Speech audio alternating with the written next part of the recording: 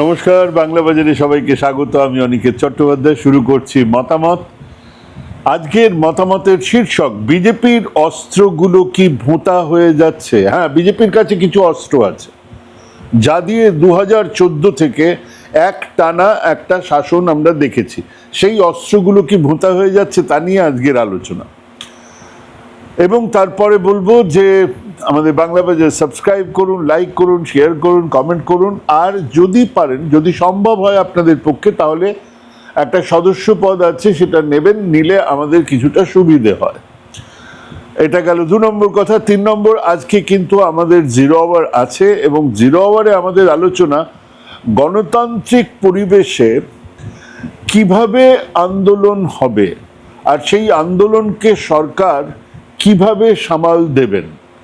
সেখানে কি tear gas, গুলি, AK-47, ওই পেলেট গান, এগুলো খুব জরুরি। আমরা সেই নিয়ে আজকে জিরো আওয়ারে আলোচনা করব। আমরা আমাদের মূল অনুষ্ঠানে ফিরে যাচ্ছি। মতামত আজকের শীর্ষক, বিজেপির অস্ত্রগুলো কি ভোঁতা হয়ে যাচ্ছে?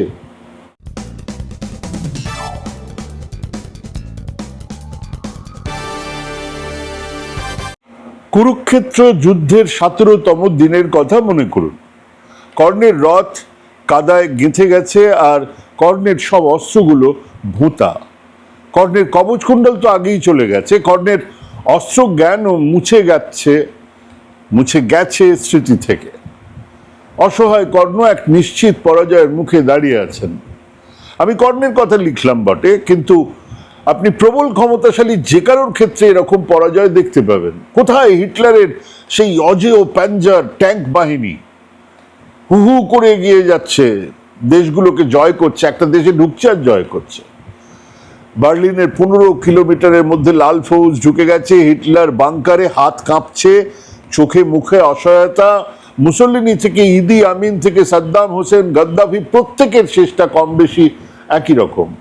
না, এগুলোর সঙ্গে ভারতের শক্তপোক্ত সংসদীয় গণতন্ত্রের কোনো অধ্যায়ের কোনো তুলনাই চলে না। কিন্তু ওই যে অস্ত্র ভোঁতা হয়ে যাবার একটা তুলনা টানাই যায়। একটু খেয়াল করে দেখবেন, বিজেপি সেই যে 2014-তে ক্ষমতায় এলো, বা বলা ভালো নরেন্দ্র ভাই দামোদর দাস মোদিজি ক্ষমতায় এলেন, সেই থেকেই বিজেপির কাছে 3টে অস্ত্র কাজ করেছে। 3টে বিরাট অস্ত্র। আরো ঠিক করে বললে 2টো অস্ত্র নিয়ে তারা চলা শুরু করেছিলেন, মাঝপথে একটা অস্ত্র তারা তুলে নিয়েছেন। আর সেই 3টে অস্ত্র কি কার্যকরী, কতটা কাজ করছে, আসুন সেটা নিয়ে কটা কথা বলা যায়। বিজেপির প্রথম অস্ত্র ছিল হিন্দুত্ব, কড়া ডোজের হিন্দুত্ব। এমনিতে সামনে সবকা সাথ, সবকা বিকাশ ইত্যাদি বলেছেন বটে, কিন্তু হিন্দুত্ব হলো অস্ত্র।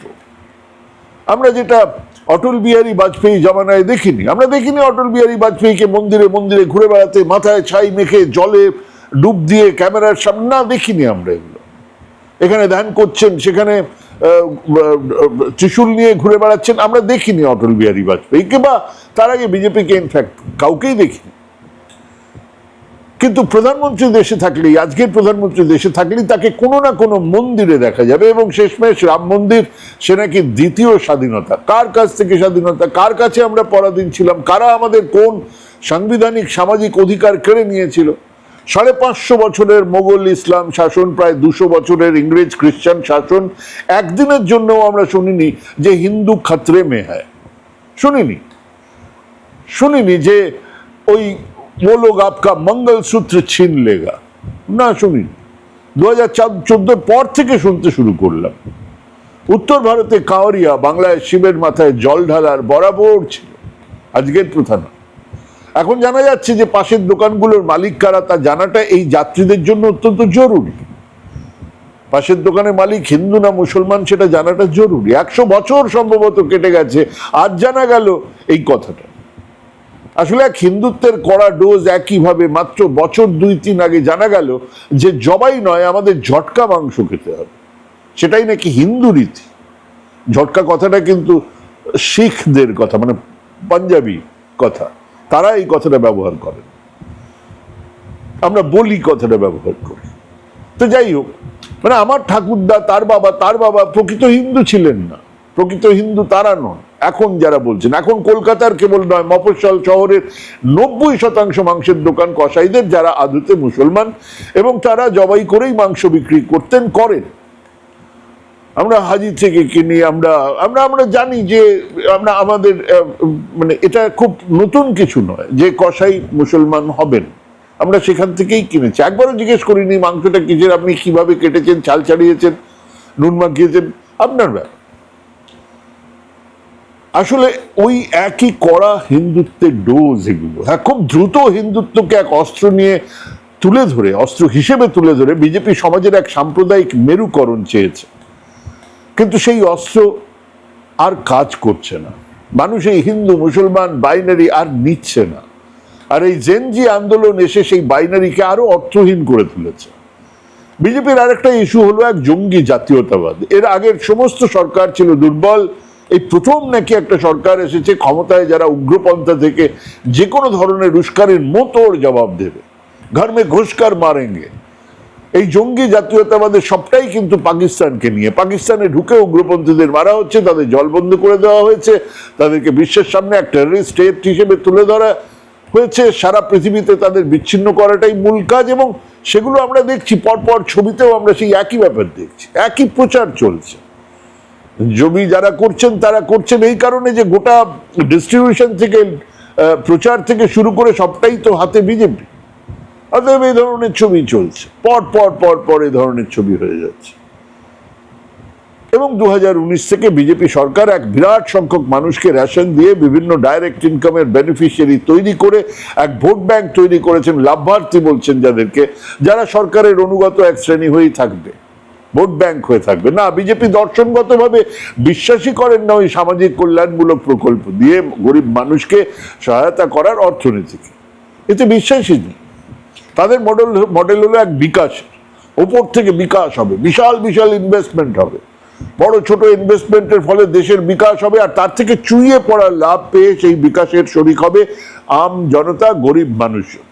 এ মডেল বহু আগেই প্রত্যাখ্যান, এ মডেল কার্যকরী নয়, কিন্তু মোদিজি আসার পর থেকে সেটাই ছিল লক্ষ্য, যার ফলে তিনি এক ঝটকায় দেশের গরিব মানুষের অ্যাকাউন্টে 15 লক্ষ টাকা দিয়ে দেওয়ার কথা বলেছেন 2 কোটি বেকারের চাকরির কথা। সেই লক্ষ্য মাথায় রেখেই তার মনে হয়েছিল যে নোটবন্দি হবে আর ভারত এক সামান্তরাল কালো টাকার অর্থনীতিকে ভেঙে একটা বিরাট রিজার্ভ তৈরি হবে, তা দিয়ে উন্নয়ন হবে ইত্যাদি, কিন্তু কোনোটাই হয়নি। তিনি বলেছিলেন এই 100 দিনের মহাত্মা গান্ধী গ্রামীণ রোজগার যোজনা প্রকল্প মানে 100 দিনের কাজের প্রকল্প আসলে একটা ভুয়ো সমাজবাদী তত্ত্ব, যা সোভিয়েতের মাটি কাটা মাটি ভরার প্রকল্পের সঙ্গে তুলনীয়।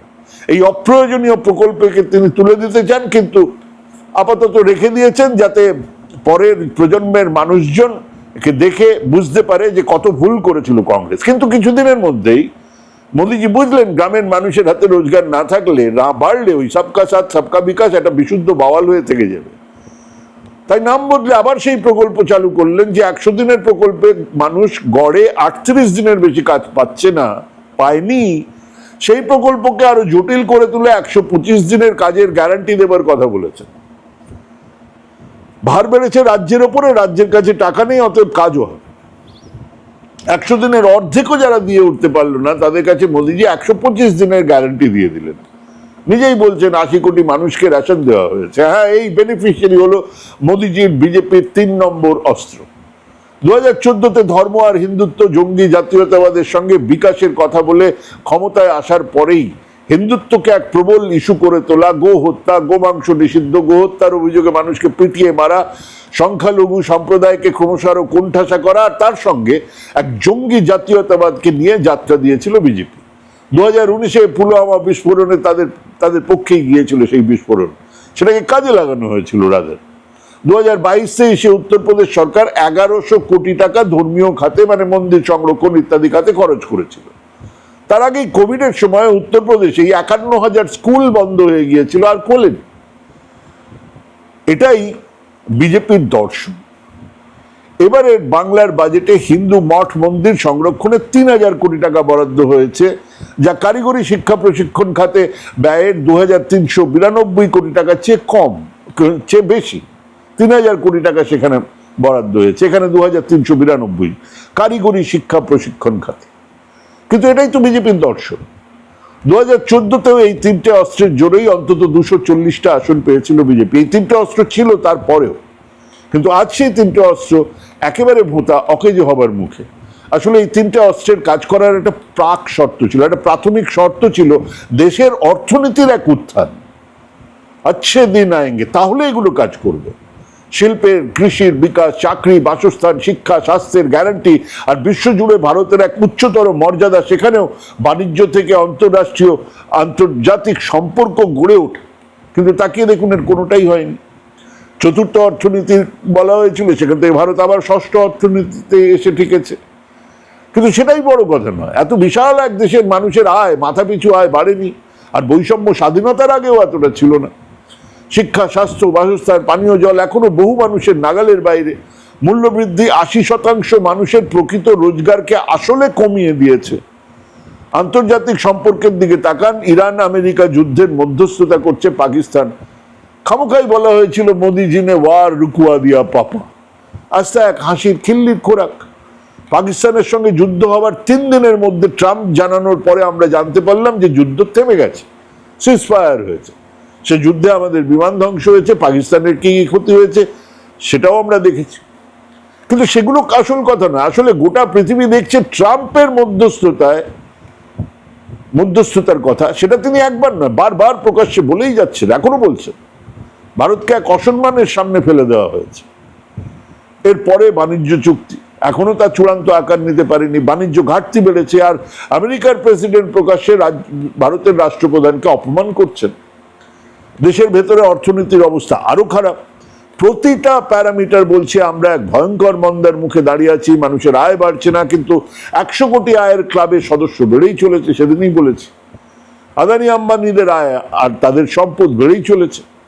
সব মিলিয়ে ওই বিশ্বগুরু আর জঙ্গি জাতীয়তাবাদের ছবিটা এখন বড্ড মলিন, আর তা নিয়ে গর্ব করা তো দূরস্থান, কথাই বলা যাচ্ছে না। বিজেপির ধর্ম বা কড়া হিন্দুত্বের অস্ত্র এমনিতেই দক্ষিণের রাজ্যগুলোতে দাঁত ফোটাতেও পারেনি। অন্ধ্র, তেলেঙ্গানা, কর্ণাটক, তামিলনাড়ু, কেরালা বিজেপির কাছে আজও অধরা। হ্যাঁ, সেখানে চন্দ্রবাবু নাইডু বিজেপির শরিক, কিন্তু এই দক্ষিণী চাণক্য কখন কোন দিকে কেউ জানে না। হ্যাঁ, বিজেপির কাছে 3টে বড় রাজ্য আছে, অসম, উড়িষ্যা আর বাংলা। আপাতত এক নয়া হিন্দুত্বের উত্থান এখানে হচ্ছে, কিন্তু তা অর্গানিক নয়। সদ্য পাওয়া ক্ষমতা আর কেন্দ্রের সাহায্য নিয়ে তা গড়ে উঠছে। বাকি প্রত্যেকটা উত্তর ভারতের রাজ্যে বিজেপির হিন্দুত্ব এক বড় প্রশ্নের মুখে। রাম মন্দিরের লুট তার একটা বড় কারণ তো বটেই। যে রাম মন্দিরকে ঘিরে হিন্দুত্বের এই উপাখ্যান তৈরি হয়েছে, সেখানেই এই ধরনের লুটমার তো মানুষের মনে হিন্দুত্বের পূজারীদের নিয়ে প্রশ্ন তুলবেই। সঙ্গে যোগ হয়েছে বদ্রীনাথ, মথুরা সমেত আরো কিছু মন্দিরে চুরি ডাকাতি। কিন্তু তারও ওপরে এক দীর্ঘ সময় ধরে এই হিন্দু মুসলমান ন্যারেটিভ আর মানুষের হজম হচ্ছে না। কারণ মানুষ রোজকার জীবনের অর্থনীতির মার খেতে খেতে ক্লান্ত। তার ছেলেটার চাকরি নেই, তার খেতে সারের দাম আগের থেকে দুগুণ বেড়েছে, বিদ্যুতের দাম বেড়েছে, ফসল ভালো হলে দাম পাওয়া যাচ্ছে না, স্থানীয় দুর্নীতি সহ্যের সীমা অতিক্রম করে যাচ্ছে। অসুখ বিসুখ হলে মানুষের প্রথম চিন্তা খরচ কে যোগাবে। আর তার উপরে উত্তর ভারত জুড়ে এই জেনজিদের আন্দোলনের প্রভাব কোথাও নরেন্দ্র মোদীর সেই ক্যারিসমাকে ভেঙে চুরমার করেছে। এই আন্দোলন ছড়াচ্ছে। ইতিমধ্যেই মধ্যপ্রদেশে কৃষকদের আন্দোলন আমরা দেখেছি। জেন জি থেকে জেন আলফায় নেমে আসছে এই আন্দোলন। উত্তর পূর্বাঞ্চলের কথা বাদই দিন, ওখানে দিল্লির সরকার প্রাধান্য পায়। দিল্লিতে বিজেপি না থাকলে উত্তর পূর্বাঞ্চলে সবকটা রাজ্য অন্য সরকার দেখবেন। সব মিলিয়ে দেশ জুড়ে যে 3টে অস্ত্রে অজেয় বিজেপি অশ্বমেধের ঘোড়া ছুটিয়েছিল, সেই বিজেপি আজ আচমকা দেখছে তার অস্ত্রগুলো কাজ করছে না। হিন্দু খতরে মে হ্যায় স্লোগানে তেমন দান নেই, কারণ অযোধ্যায় হিন্দু খতরে মে হ্যায়, সত্যিই হ্যায়। সেখানে রামের ঘরেই ডাকাতি চলছে, সেখানে রাজ্যের মাথায় একজন কানপুর নাথ সম্প্রদায়ের যোগী বসে আছেন। তারপরেও কাজেই হিন্দুত্বের অস্ত্র আজ দুর্বল হয়ে পড়ছে। গোবলই যেখানে এর জন্ম, এবং ওই যে 80 কোটি মানুষকে রেশন, উজ্জ্বলা যোজনা, গ্যাস বা এই ধরনের ডাইরেক্ট বেনিফিশিয়ারি প্রকল্প, হ্যাঁ এখনো আছে, কিন্তু সেখানেও ক্ষয়। কারণ সেই মানুষগুলো গত 7-8 বছর ধরে এগুলো পাচ্ছেন, কিন্তু চাহিদার সঙ্গে পাল্লা দিয়ে তার পরিমাণ বাড়ছে না। তাদের চাহিদা বাড়ছে, পরিমাণ বাড়ছে না। যদি কেবল এই ডাইরেক্ট বেনিফিশিয়ারি মডেলেই জেতা যেত, তাহলে তো মমতা বন্দ্যোপাধ্যায় হারতেন না। 1500 জায়গাতে 3000 প্রতিশ্রুতি এলো, ভাসিয়ে নিয়ে গেল লক্ষ্মীর ভান্ডারকে। 250 ইউনিট বিদ্যুৎ ফ্রি, 450 টাকায় গ্যাস সিলিন্ডারের নতুন প্রতিশ্রুতিতে ভেসে গেছে তৃণমূল জমানার 60-65টা প্রকল্প। হ্যাঁ, এই ডাইরেক্ট বেনিফিশিয়ারি সমাজ কল্যাণ প্রকল্পের এক সমস্যা হলো এতে আরো চাহিদার জন্ম হয়। যে মুহূর্তে জমির অধিকার পেল চাষিরা, বর্গাদারেরা, সেই মুহূর্তে তাদের রাস্তার চাহিদা হলো, রাস্তা হলে আলোর চাহিদা হবে, আলোর হলে এবারে হাসপাতালের চাহিদা হবে, হাসপাতাল হলে এবারে ছেলের চাকরির চাহিদা বাড়বে। প্রথম বছরে 5 কেজি আনাজ পেয়ে যারা খুশি ছিল, আজ তাদের দাবি বদলে গেছে। হ্যাঁ, সব মিলিয়ে বিজেপির 3টে অস্ত্র আজ দুর্বল, ক্ষয়িষ্ণু। মোদীজির ব্যক্তিগত কারিশমা আজ ভাঙছে। খেয়াল করেছেন সমাজ মাধ্যমে অভিজিৎ দীপকের কথা ভাইরাল হয়ে গেছে। উনি বলেছেন, কোট আনকোট, কোট বলছে, মোদীজি আপনার চামড়া দেশের ভবিষ্যতের চেয়েও বেশি চমকাচ্ছে। অভিজিৎ দীপকে বলেছেন, একেবারে সোজা আঘাত এতদিনের গড়ে ওঠা এক ইমেজ। কিন্তু মাথায় রাখুন, দলটার নাম বিজেপি, মাথার উপরে আরএসএস আছে, আছে অজস্র সংগঠন, আছে বিরাট রিসোর্স, আছে প্রায় প্রত্যেকটা মেইন স্ট্রিম মিডিয়া। সব মিলিয়ে তারাও পরিস্থিতি মাপছে বই। সময় কম বেশি 2-2.5 বছর, মধ্যে আছে উত্তরপ্রদেশের ভোট, তারপরেই রাজস্থান, পাঞ্জাব, মধ্যপ্রদেশ, তেলেঙ্গানা, কর্ণাটক, অনেকগুলো রাজ্যের ভোট আছে। আর সেই রাজ্যগুলোর নির্বাচনের ফল কিন্তু অনেকটাই ঠিক করে দেবে বিজেপির 2029-এর ভবিষ্যৎ। ভাবুন, ভাবতে থাকুন। অনেকগুলো খোরাক দিলাম, অনেক কিছুর খোরাক, এগুলো নিয়ে ভাবুন, চর্চা করুন, ভাবা প্র্যাকটিস করুন। ভালো থাকবেন, সুস্থ থাকবেন। আজকে এখানেই শেষ করছি। নমস্কার।